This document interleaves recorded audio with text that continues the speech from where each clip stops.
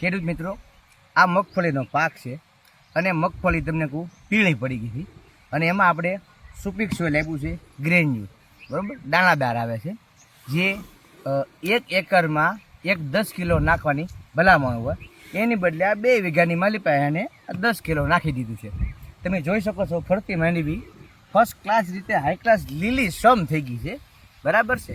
તો અમે જે કહીએ છીએ કે જે અમે જે અનુભવ લીધા હોય એ પ્રમાણે જ અમે કહીએ છીએ આ દાણાદાર આવશે અને આના દાણા 100% તમને કહું ઓગળી જશે એવી અમારી જવાબદારી છે, બરાબર છે. 100% તમારા દાણા ઓગળી જશે.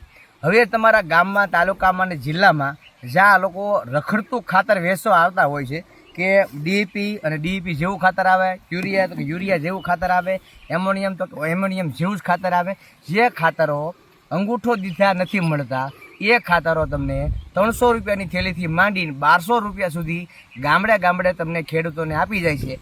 એની કરતાં પાકા બિલમાં આવે એવી વસ્તુ લેવાડી જોવે અને પાકા બિલમાં આવે તો જ તમને એનું 100% પરિણામ મળે, કારણ કે તમારી સાથેમાં કોઈ પણ પ્રકારની ઠગાઈ ન થઈ હોય છે.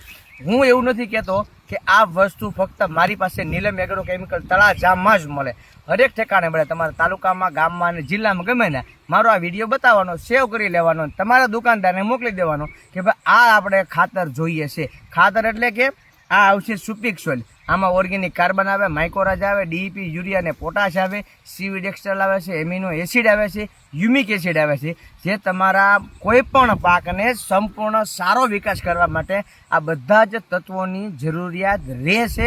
આપણે ખુદ જો જોતા હોય બધા તત્વો તો આપણા પાકને પણ બધા તત્વો જોતા હોય છે. જે ખેડૂત મિત્રોએ ગરમીમાં, ઉનાળામાં જે મગફળી વાવી છે અને પછી જે એને ગરમી લાગી ગઈ છે, બરાબર છે, તો એવા ખેડૂત મિત્રોને ખાસ કે તમારે સિગ્મા કંપનીનું સુપીક સોઇલ અચૂક વાપરવું જોઈએ. અને ફ્લાવરિંગ માટે જે ડૉક્ટર પ્લાન્ટવાળાનું જે બ્લૂબેરી આવે છે, બરાબર છે, એ તમારે 25 ml લેખે 2 વખત નાખી દેવાનું છે ફર્સ્ટ ક્લાસ રીતે, બરાબર. તો આપણે આ દવા લેવાથી આપણે આમાં જ મારવાની છે.